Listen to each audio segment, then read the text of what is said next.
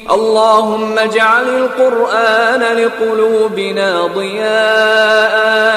أعوذ بالله من شرور أنفسنا وسيئات أعمالنا من يهده الله فلا مضل له ومن يضلله فلا هادي له وأشهد أن لا إله إلا الله وحده لا شريك له وأشهد أن محمدا عبده ورسوله أما بعد فقد قال الله سبحانه وتعالى في محكم التنزيل والفرقان الحميد يا أيها الناس اتقوا ربكم الذي خلقكم من نفس واحدة وخلق منها زوجها وبث منهما رجالا كثيرا ونساء واتقوا الله الذي تساءلون به والأرحام إن الله كان عليكم رقيبا وقال الله سبحانه وتعالى يا أيها الذين آمنوا اتقوا الله حق تقاته ولا تموتن إلا وأنتم مسلمون وقال الله سبحانه وتعالى يا أيها الذين آمنوا اتقوا الله وقولوا قولا سديدا يصلح لكم أعمالكم ويغفر لكم ذنوبكم ومن يطع الله ورسوله فقد فاز فوزا عظيما وقال النبي صلى الله عليه وسلم في حديث مبارك النكاح من سنتي وقال في رواية أخرى ومن رغب عن سنتي فليس مني. حاضرین مجلس، اللہ رب العالمین کا بے پناہ شکر و احسان ہے کہ اللہ رب العالمین نے ہم سب کو اس خوشی کے موقع پر یہاں جمع ہونے کا موقع عنایت فرمایا. بعدہ درود و سلام کے بے شمار نذرانے پیش ہو تمام انبیاء کرام علیہم السلام پر، خصوصاً ہمارے اور آپ کے آخری نبی ساقی کوثر، شافی محتر، امام الانبیاء محمد رسول اللہ صلی اللہ علیہ وسلم پر، اور اللہ رب العالمین کی بے شمار رحمتیں نازل ہو ان ہستیوں پر جنہوں نے محمد رسول اللہ صلی اللہ علیہ وسلم کا ساتھ دیا، جنہیں ہم صحابہ کرام کہتے ہیں. حضرات، ایک اہم نصیحت، ایک اہم بات کہ جسے نہ سمجھنے کی وجہ سے آج ہم ذلت و رسوائی کا سامنا کر رہے ہیں، جسے نہ سمجھنے کی وجہ سے آج غیر قومیں ہم پر ٹوٹ پڑ رہی ہیں. آج ہمیں اپنے ہی ملک میں غیر ملکی گھسیا پیٹ ثابت کرنے کی سازشیں کی جا رہی ہیں. اس کی وجہ یہ ہے میرے بھائیو دوستو، اللہ رب العالمین نے دوسرا پارہ سورہ بقرہ آیت نمبر 9 اور 209 اور 210 میں اللہ رب العالمین نے ارشاد فرمایا. کہا اللہ رب العالمین یا ایھا الذین آمنوا ادخلوا فی السلم کافہ ولا تتبعوا خطوات الشیطان انہ لکم عدو مبین فإن زللتم من بعد ما جاءتكم البينات فاعلموا ان اللہ عزیز حکیم. اللہ رب العالمین نے فرمایا کہ اے ایمان والو، اے مسلمانوں، تم دین اسلام میں مکمل طور سے داخل ہو جاؤ. صرف مسلمان ہونے کا ڈھونگ نہ رچاؤ، صرف مسلمان رکھ لینے سے اپنے آپ کو مسلمان نہ سمجھو، بلکہ اللہ اور اس کے رسول صلی اللہ علیہ وسلم پر مکمل یقین رکھتے ہوئے، مکمل ایمان رکھتے ہوئے تمام امور پر احکامات کی نیت سے تم دین اسلام میں داخل ہو جاؤ. فرمایا اس لیے داخل ہو جاؤ اس لیے کہ شیطان تمہارا دشمن ہے. وہ بیجا رسم و رواج کے ذریعے، وہ بیجا باتوں کے ذریعے، خرافات کے ذریعے تمہیں تمہارے دین سے داخل نہ کر دے، تمہیں تمہارے دین سے بے دخل نہ کر دے. فرمایا رب کائنات نے فَإِن زَلَلْتُمْ، اے لوگوں سن لو، اگر تم گمراہ ہو گئے، اگر تمہارا پیر پھسل گیا، تم نے شیطان کی اتباع کی، تو جان لو کہ ہدایت کو آ جانے کے بعد، اللہ کی کتاب نازل ہونے کے بعد، محمد رسول اللہ صلی اللہ علیہ وسلم کا فرمان آنے کے بعد اگر تم ایمان میں داخل نہیں ہوتے ہیں تو اللہ بڑا سخت ہے. اللہ بڑا سخت ہے تمہیں عذاب دینے کے لیے، تمہیں اپنے انجام کا مزہ چکھانے کے لیے اللہ رب العالمین سخت ہے، اور تمہاری حیل و بہانوں کو اللہ بہتر جانتا ہے۔ میرے بھائیو دوستو، آج دیکھیں دین میں صحیح طور سے داخل نہ ہونے کی وجہ سے اور ہندوستانی ماحول میں رہ کر ہمارے اندر بہت سی ایسی رسمیں آ گئی ہیں، بہت سی ایسی رسم و رواج ہمارے درمیان داخل ہو چکے ہیں جس کا تعلق سراسر غیر مسلموں سے، اور ہم اپنے آپ کو مسلمان کہہ کر، ہم اپنے آپ کو کتاب اللہ پر ایمان رکھنے کا دعویٰ کر کے، ہم اپنے آپ کو محمد رسول اللہ کا امتی کہہ کر اسے اپنا رہے ہیں، حالانکہ ہم برائے نام مسلمان رہ چکے ہیں۔ آئیے ان رسم و رواج کو ذرا سرسری طور سے دیکھتے ہیں، اگر اس کے بارے میں بات کی جائے مہینے تو بڑھ جائے۔ اتنی خرافاتیں ہر جگہ ماحول کے حساب سے، علاقے کے حساب سے، زمینوں کے حساب سے، ہر اعتبار سے اپنے لوگوں نے اپنی منمانی رسم و رواج کو بنا دیا۔ اس میں سب سے پہلی رسم یہ کہ جب شادی کا مرحلہ شروع ہوتا ہے تو ایک پروگرام منگنی کا کیا جاتا ہے۔ اس منگنی میں سب سے پہلا حرام کام کیا ہوتا ہے؟ وہی سونے کی انگوٹھی جو مرد کے حوالے کی جاتی ہے، جو مرد کو پہنائی جاتی ہے، سونے کی انگوٹھی مرد کے ہاتھ میں پہنائی جاتی ہے، یہاں سے حرام کام کی شروعات ہو جاتی ہے۔ مفسرین کہتے ہیں اس کے بارے میں، علماء نے لکھا کہ سونے کی انگوٹھی دے کر اس عقد کو، نکاح کو مضبوط کرنا یہ مسلمانوں کا طریقہ نہیں، یہ محمد رسول اللہ کے امتی کا طریقہ اور ان کا منہج نہیں ہے، بلکہ یہ عیسائیوں کا منہج ہے۔ یہ عیسائیوں کا منہج ہے، ان کے اندر یہ طریقہ تھا کہ وہ سونے کی انگوٹھی دولہے کو پہنا کر کے شادی کا جو عقد ہوتا تھا اس کو مضبوط کیا کرتے تھے۔ لہذا لیکن آئیے امام الانبیاء کی تعلیم اس بارے میں کیا ہے، مرد پر سونے کا کیا حکم ہے، ہر مسلمان اسے جانتا ہے، ہر مسلمان اس بات سے بخوبی واقف ہے کہ مردوں پر سونا حرام ہے۔ کس نے حرام کیا؟ آپ نے حرام کیا؟ ہم نے حرام کیا؟ نہیں میرے بھائیو دوستو، اس کو اس شخصیت نے حرام کیا ہے کہ اگر ان کی محبت ہمارے دل میں نہ ہو تو ہمارا ایمان ناممکن ہو جاتا ہے۔ کون؟ امام الانبیاء محمد رسول اللہ صلی اللہ علیہ وسلم نے اس چیز کو حرام قرار دیا ہے۔ ایک صحابی اللہ کے رسول صلی اللہ علیہ وسلم کے پاس تھے، ان کے ہاتھ میں سونے کی انگوٹھی موجود تھی۔ اللہ کے رسول صلی اللہ علیہ وسلم نے ان سے کیا کہا کہ اے میرے صحابہ، میں تمہیں جہنم سے بچانا چاہتا ہوں، میں دن رات مصلی پر رو رو کر یہ دعائیں کرتا ہوں کہ اے اللہ میری امت کو تو جہنم کی آگ سے بچا لے، اور میرے صحابہ تم اس طرح کی حرکت کر کے، اس عمل کر کے، ایسا عمل انجام دے کر کے تم جہنم میں جانا چاہتے ہو۔ اللہ کے رسول نے ہاتھ پکڑا، انگوٹھی نکالی، اسے اٹھا کر دور پھینک دیا اور کہا اسے دوبارہ نہ پہننا۔ اللہ کے رسول وہاں سے گزر گئے۔ ایک صحابی نے کہا کہ بھائی اٹھا لو، گھر کے کام آ جائے گی، آپ کی خواتین اسے استعمال کر لیں گی، عورتوں کی انگوٹھی پہننا جائے تو وہ استعمال کر سکتی ہے۔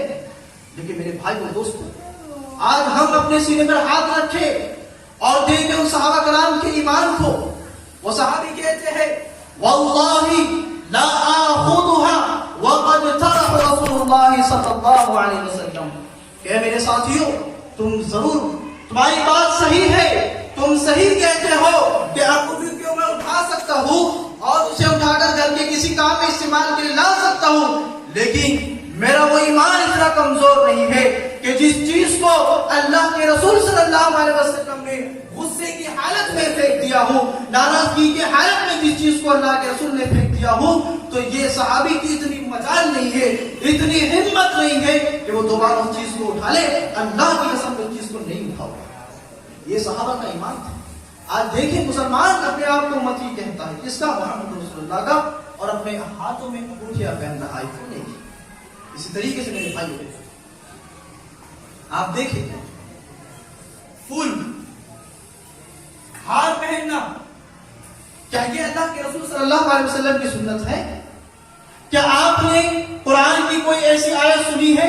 کیا آپ نے اللہ کے رسول صلی اللہ علیہ وسلم کی کوئی حدیث تعلق سے سنی ہے کہ اللہ کے رسول نے یا آپ کے کسی صحابی نے پھولوں کا ہار پہنا ہو؟ نہیں پہنا. اس لیے نہیں پہنا میرے بھائی دوستوں، یہ اسلام میں نہیں ہے. بلکہ آپ دیکھیں، آپ یہاں رہتے ہو، آپ کے دوست غیر مسلم بھی ہیں، ان کے وہاں شادیوں میں رواج ہوتا ہے کہ پھولوں کا ہار پہنتے ہیں. اسی طریقے سے جب آپ غیر مسلموں کی کتابوں کا مطالعہ کریں آپ کو پتا چلے گا کہ جو رگ وید سام میں جو کتابیں ہیں اس کے اندر باقاعدہ کتاب ایسی ہے جس میں مکمل یہ تعلیم دی گئی ہے کہ تم اپنے بھگوانوں کو خوش کرنے کے لیے، تم اپنے بھگوانوں کے قریب ہونے کے لیے پھول پیش کیا کرو. گلاب کے پھول، موگرے کے پھول، سورج مکھی کے پھول، تم ان پھولوں کو پیش کیا کرو، اس سے تمہارا بھگوان خوش ہوگا. کھانے پینے کی چیزیں تم ان کے آگے چلایا کرو. تو یہ تعلیم ہمارے دین کے اندر نہیں ہے، اللہ کے رسول صلی اللہ علیہ وسلم سے ثابت نہیں ہے. اسی طریقے سے دوسری چیز آپ دیکھیں کہ جب شادی کا وقت آتا ہے، دولہا جب تیار ہوتا ہے تو وہ اپنے ہاتھوں میں کٹھار، اس کو کٹھار کہا جاتا ہے، ایک لوہے کی وہ لال کپڑا بندہ اس پہ ہوتا ہے، اس کو گانا بھی کہتے لوگ، گانا بھی کہا جاتا ہے، وہ پہنتے ہیں. کیوں پہنتے ہیں؟ ارے بھائی شیطان سے وجہ سے، شیطان جن حاوی ہو سکتا ہے ہمارے بچے پر، شیطان اور جنات کے حملوں سے بچانے کے لیے ہم نے اپنے بچوں کو اس کو پہنایا ہے. کیا آپ نے قرآن نہیں پڑھا؟ کیا آپ نے امام الانبیاء محمد رسول اللہ صلی اللہ علیہ وسلم کی سیرت کا مطالعہ نہیں کیا؟ کیا سکھلایا اللہ کے رسول صلی اللہ علیہ وسلم نے جنوں اور شیطان سے پناہ میں آنے کے لیے؟ کیا سکھلایا؟ کوئی بتا سکتا ہے؟ اس لیے میرے بھائی دوستو یہی وجہ ہے کہ ہم صرف برائے نام مسلمان رہ کر چکے ہیں. بس ہم نے اپنا نام مسلمان رکھ لیا ہے، ہم نے مسلمان گھرانے میں اپنی پرورش پالی ہے، ہم نے اسی کو دین سمجھ لیا. میرے بھائی دوستو یہ دین نہیں ہے. اس طرح کی پھول پہننا، اپنے ہاتھوں میں لوہے کی چیزیں رکھنا، اسی طریقے سے گھر میں خوشحالی کے لیے شادی کے موقع پر گھروں میں مٹکے رکھنا، یہ بھی اسلام میں نہیں ہے. ان تمام چیزوں کے تعلق سے اللہ کے رسول صلی اللہ علیہ وسلم نے کیا کہا؟ من تشبہ بقوم فہو منہم، کہ جو میرا امتی اگر کسی غیر کی مشابہت کو اختیار کرتا ہے، کسی غیر کا عمل اختیار کرتا ہے، اللہ کے رسول کہتے ہیں، امام الانبیاء کہتے ہیں، تو ایسا مسلمان انہی لوگوں میں شامل ہو جاتا ہے جو غیروں کی مشابہت کو اختیار کرتا ہے. اسی طریقے سے میرے بھائی دوستو شادی کے اندر ایک عظیم گناہ جو آج سماج میں بہت زیادہ عام ہوتا دکھائی دے رہا ہے، وہ ہے شادی اور دعوت ولیمہ کے موقع پر خواتین کی بے پردگی، خواتین کا بے پردہ دعوتوں میں شامل ہونا، خوشبو لگانا، میک اپ کر کے ایسی مجلسوں میں حاضر ہونا. اللہ کے رسول صلی اللہ علیہ وسلم نے ایسی خواتینوں کے بارے میں فرمایا کہ جو خواتینیں خوشبو لگا کر اپنے گھر سے نکلتی ہے وہ کیا ہے؟ اللہ کے رسول صلی اللہ علیہ وسلم نے ایسی عورت کے بارے میں کہا، ایما امرأة استعرت ومرت على قوم ليجدوا ريحها فهي زانية.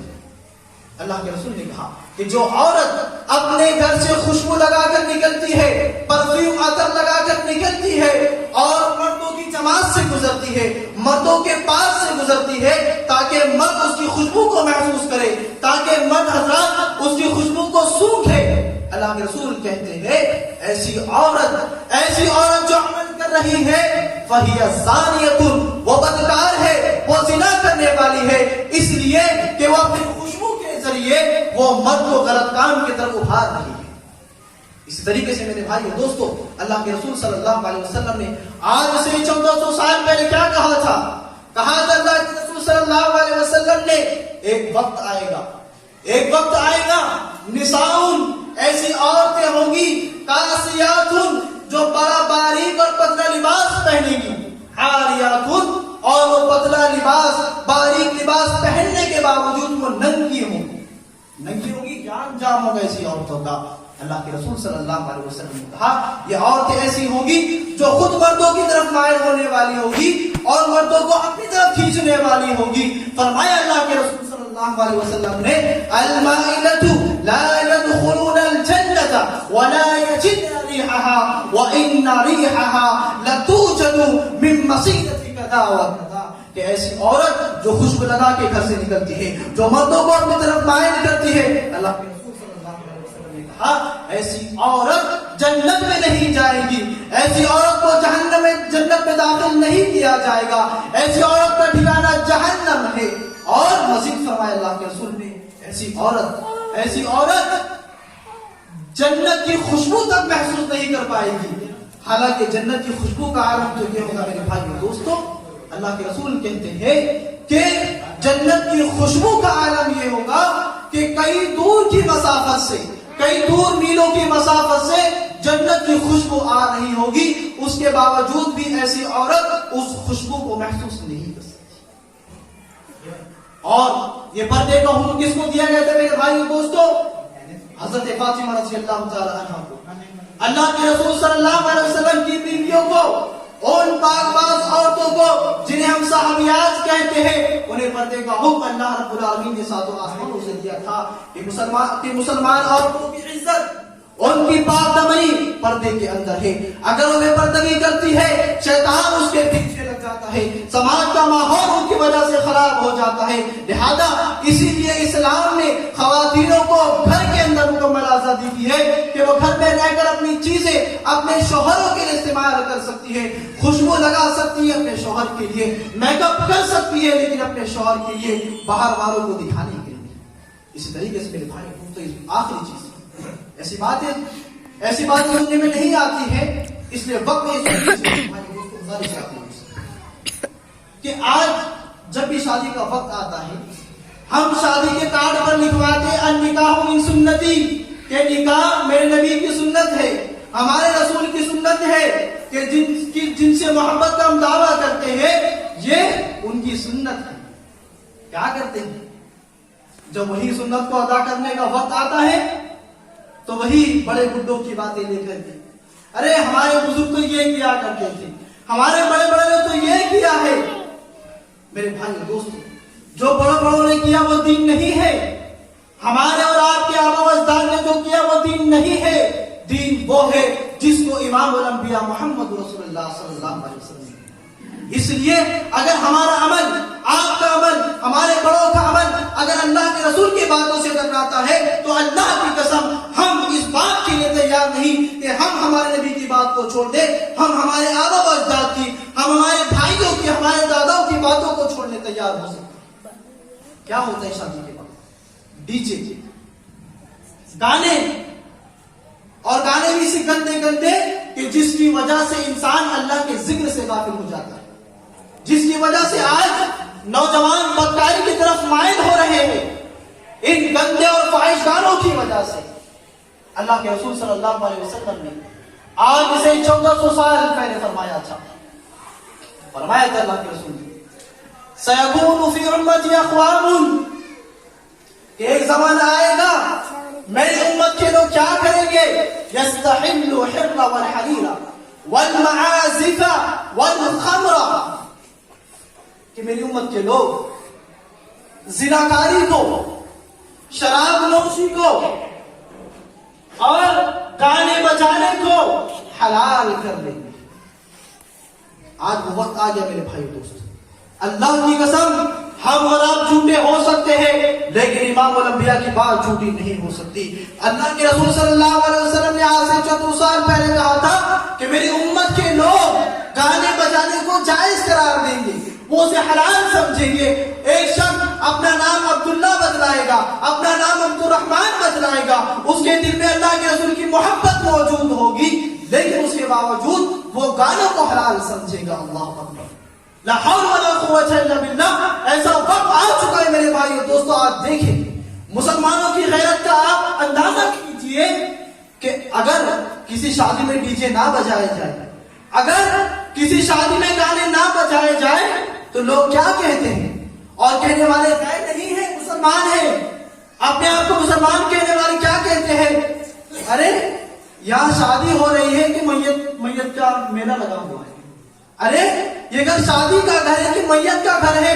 لوگ ایسا کہتے ہیں، کون مسلمان کہتے ہیں؟ اللہ رب العالمین نے ایسے لوگوں کے بارے میں کہا، وَمِنَ النَّاسِ مَن يَشْتَرِي لَهْوَ الْحَدِيثِ لِيُضِلَّ عَن سَبِيلِ اللَّهِ کہ لوگوں میں سے کچھ لوگ ایسے ہوں گے، ناکارہ لوگ ہوں گے، بدتمیز لوگ ہوں گے، نالائق لوگ ہوں گے، جو لاور حدیث کو گانے بجانے کی چیزوں کو حلال سمجھیں گے، خریدیں گے، اس چیز کو حاصل کرنے کے لیے موٹی موٹی رقم کو خرچ کریں گے، اس لیے کہ لوگوں کو اللہ کے ذکر سے غافل کر سکے، لوگوں کو اللہ کے راستے سے غافل کر سکے، جو کام شیطان کا تھا۔ کچھ لوگ ایسے ہوں گے، میری امت کے وہ لوگ ایسا کام کریں گے، اسے کیا فائدہ میرے بھائی دوستوں؟ آپ دیکھیں، اگر ڈیجے بج رہے ہو، کوئی نماز پڑھ رہا ہو، کوئی اللہ کا ذکر کر رہا ہو، گھر میں کوئی بیمار ہو، اسے تکلیف ہو رہی ہو، لیکن آپ تو اپنی خوشیوں میں مست ہیں، وہ گھر والا اپنے گھر میں پریشان ہے، اس لیے میرے بھائی دوستوں، ان باتوں کو بیان کرنے کا مقصد یہ ہے کہ آپ ان باتوں کو سمجھیں، خود بھی اس پر عمل کریں، اور سماج میں جو برائیاں پھیل رہی ہیں اسے ختم کرنے کی کوشش کر رہے ہیں۔ اس لیے کہ اگر ہم نہیں جاگے، اگر ہم نے قرآن و حدیث کا رخ نہیں کیا، تو پھر یہی بربادی آپ اپنی آنکھوں سے دیکھو گے، آپ کی اولاد کو برباد ہو تب آپ اپنے آنکھوں کے سامنے دیکھو گے۔ پھر جب ایسا وقت بھی آئے گا، آپ خون کے آنسو بہاؤ گے، لیکن وقت گزر چکا ہوگا، آپ کے پچھتانے سے کوئی فرق نہیں پڑنے والا۔ اس لیے آج ہی سے عہد کیجئے کہ جو باتیں بھی آپ کے سامنے بیان کی گئی ہے، انشاءاللہ ہم مل کر اس پر عمل کریں گے اور اپنے سماج سے اس چیز کو ختم کرنے کی کوشش کریں گے۔ اللہ رب العالمین سے دعا ہے کہ اللہ تعالیٰ ہم سب کو ان تمام بے رسم و رواج سے محفوظ رکھے۔ اللہ رب العالمین تو ہم سب کو سنت رسول صلی اللہ علیہ وسلم کا پابند بنا۔ اے اللہ رب العالمین تو ہم سب کو اللہ کے رسول صلی اللہ علیہ وسلم کی پیاری پیاری سنتوں پر عمل کرنے والا بنا دے۔ اے اللہ رب العالمین جو شیطان کے راستے ہے، شیطان نے ہمارے درمیان جو رسم و رواج کو رائج کر دیا ہے، اے اللہ تو تمام رسم و رواج سے ہم سب کی حفاظت فرما، آمین۔ ربنا ظلمنا انفسنا وان لم تغفر لنا وترحمنا لنكونن من الخاسرين وما علينا الا البلاغ المبين۔